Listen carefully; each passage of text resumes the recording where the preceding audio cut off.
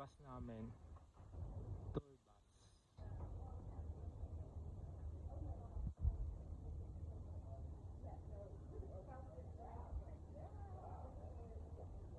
Park is located in the high red rock country of southwestern Utah.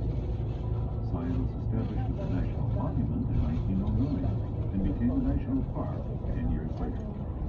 It now comprises approximately 229 square miles.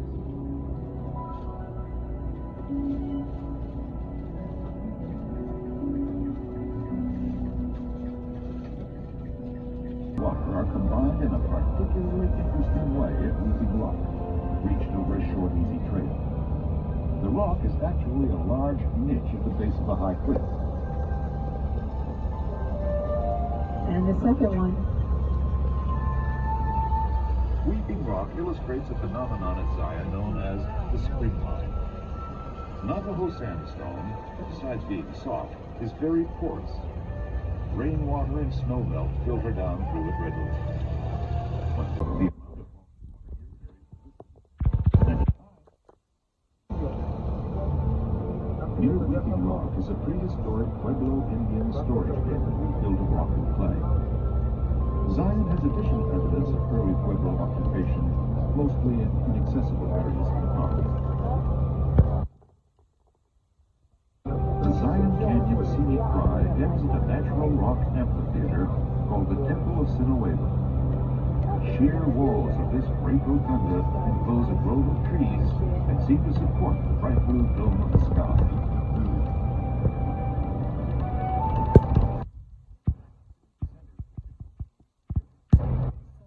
Start to see the cool blue here in Red Canyon, and right around this next corner. Let's get your camera ready. This is up and to the right.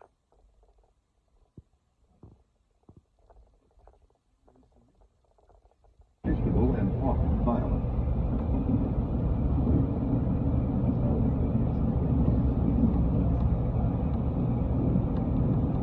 A sudden storm is moving across the high plateau above Zion Canyon.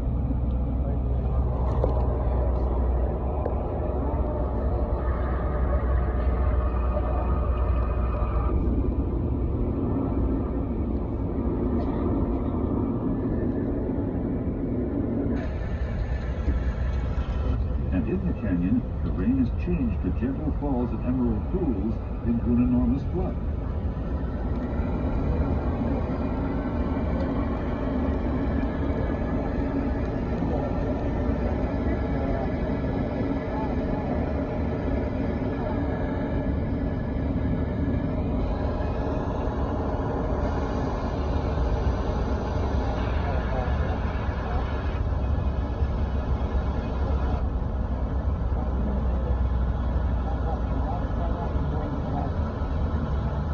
The canyon walls have become a miraculous vision, a wonderland of waterfalls.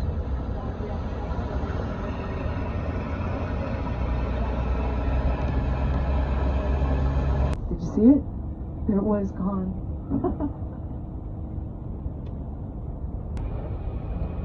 Believe it or not. Aren't they cool? So you see there's babies. You never saw a buffalo before?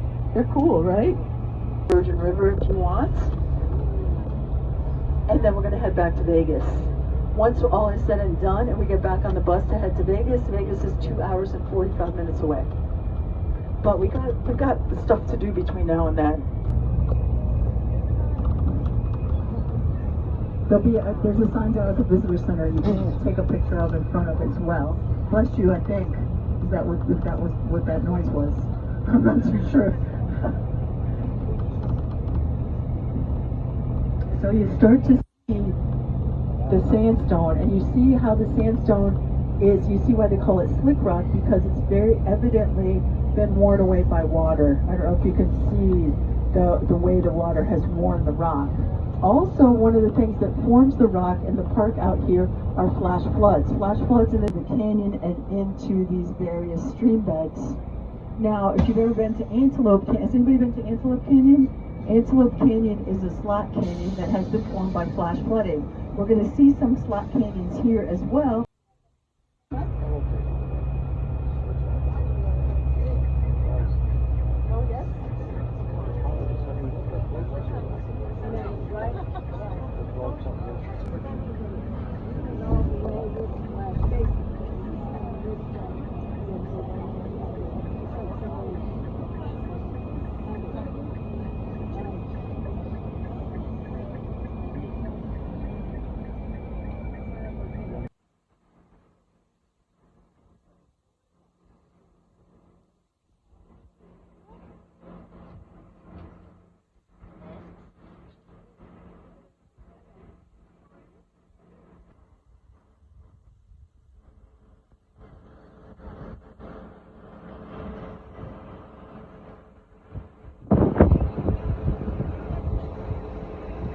About.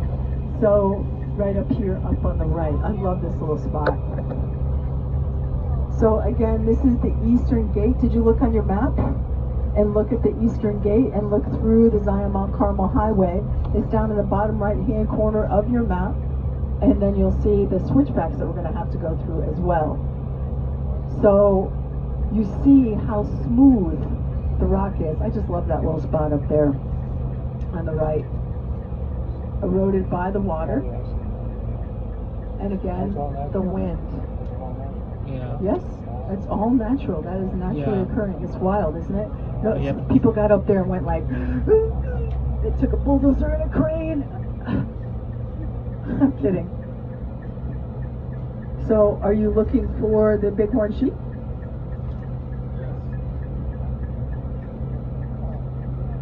So very often they're on this side of the park.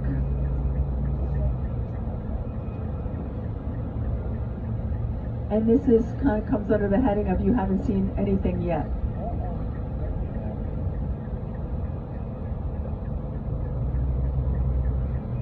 Are your ears popping too, by the way? Coming down a little bit in altitude? No?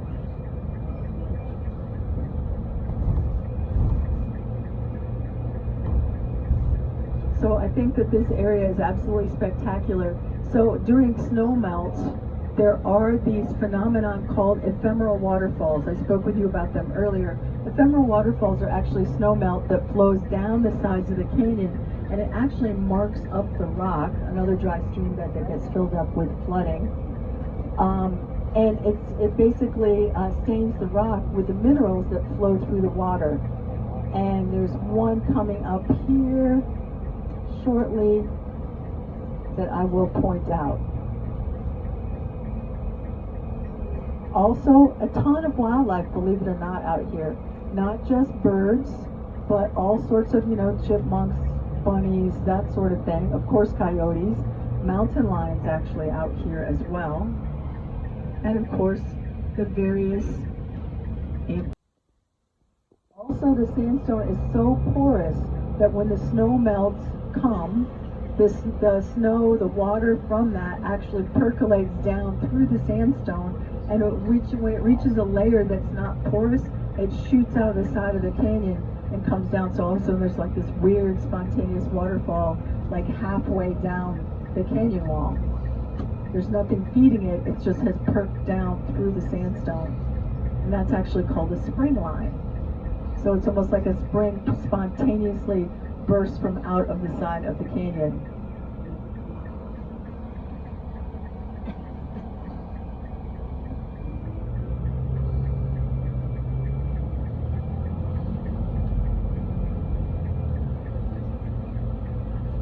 So you start to see as we head down from up on top of the canyon down into the canyon what makes this so spectacular. So can you imagine stumbling upon this, like when you were one of the Mormon pioneer explorers, scouts, and one of the local Paiutes took you out to see this? Like, I would be blown away. I mean, I'm blown away now. I can't imagine coming way back when. Or even coming out on by stagecoach or horseback.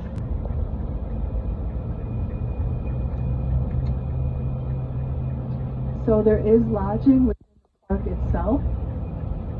It's called the Zion Lodge. And There is also lodging on the, tells you hikes that are available in your area, tells you how hard they are, how long they'll take, how long they are. Pictures, you can even download trail maps to your phone, so if you lose cell phone service, you still have it, and it beeps at you when you go off trail.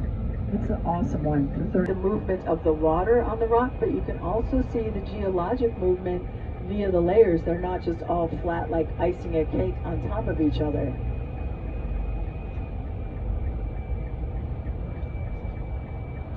There's another ephemeral waterfall, much bigger one to the left. That was a waterfall until the late spring, until about the first or second week of May this year. And of course it dries up, but it will. And the snow does also help to erode the canyon. So, you know, the canyon is a continual work in progress, but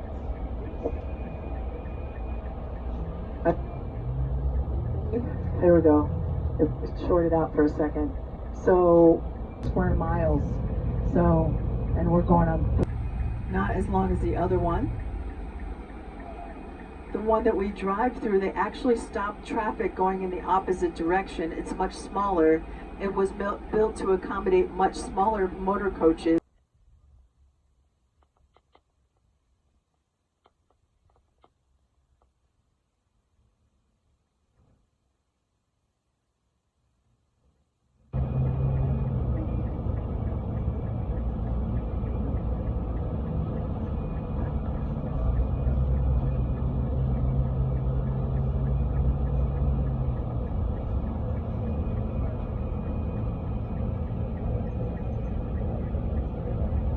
Put your phone in video mode, and right side, and turn the flash off. And that's the best way to do it. You can start the video when we get into the tunnel or do it periodically. You'll be able to see the the light at the end of the tunnel via the viewing window ports, so you don't have to run it while we're in darkness. So also this, it's called the kill shots. It's going to be really hard to do still shots. Your finger won't, and it's delays because the light is low, so just do video. And just before we enter into the tunnel, there is a slack canyon that's pretty cool on the right.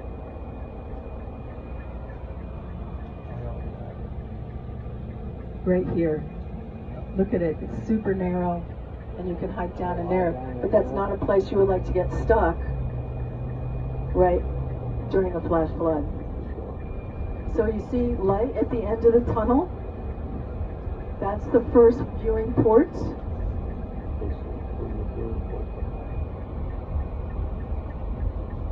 And there's a set of 6.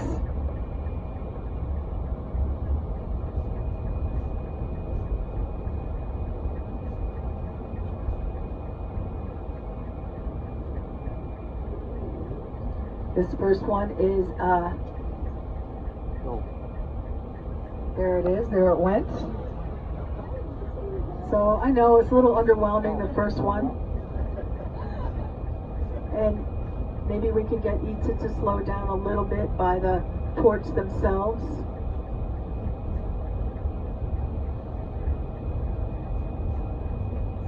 So the second one is, I told you they get successively better. So that's the Great Arch of Zion. Pretty cool, right? I hear no oohing or eyeing. Yeah. One token ooh. You guys, you can do better. I have faith in you. This is a twofer right here. So this is 2 windows, 2, 2, 2. The flash needs to go off, my friends.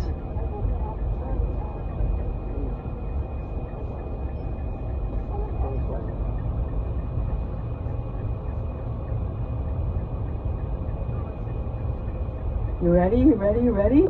Yeah.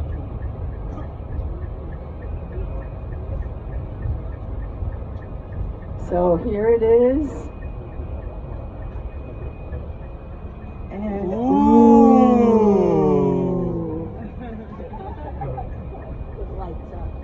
2 more. These are the best. And we're going to actually be able to see these from the outside.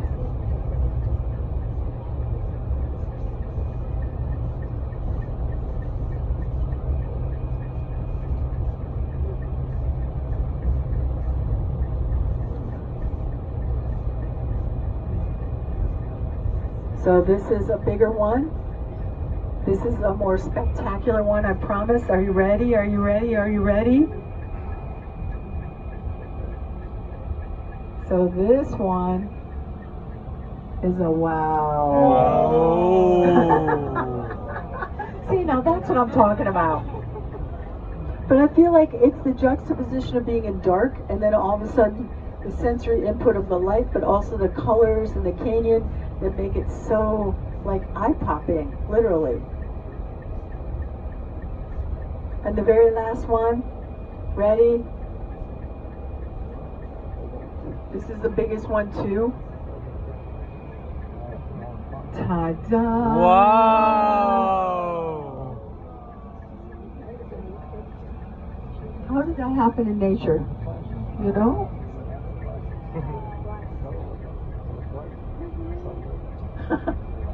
And then when you emerge out from the darkness into the light, there's all sorts of analogies we could use here. Or from the dark night of the soul out into the light. End of tunnel. Yes. Bang. Bang. Right? Wow. So beautiful. Yes. You see the layers, the striations, the green. You see the rocks that have fallen off the sides of the canyon because the canyon is still evolving even though it's very slow. It is still changing. So if you come back in 100 years, it probably wouldn't be much different. But 100 years in geologic time is nothing. So, but it's still changing. If you came back, if you had one of those like spaceships where you could go, you know, forward in time, 2,000 years, it would be different.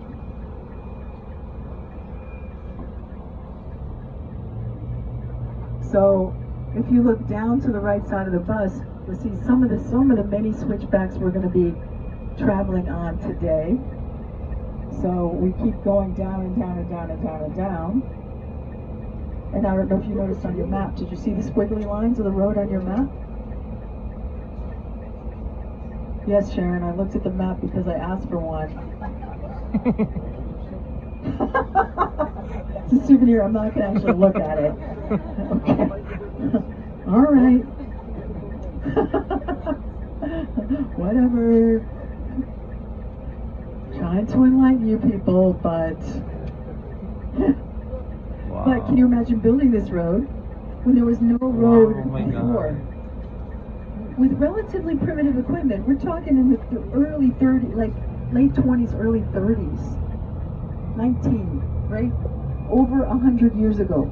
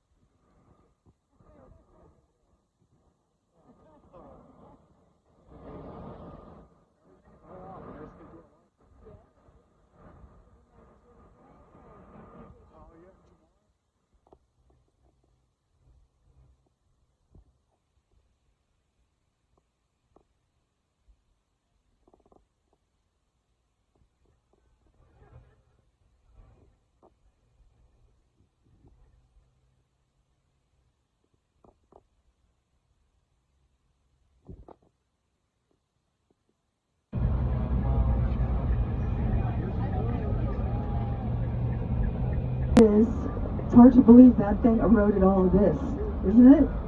It's crazy.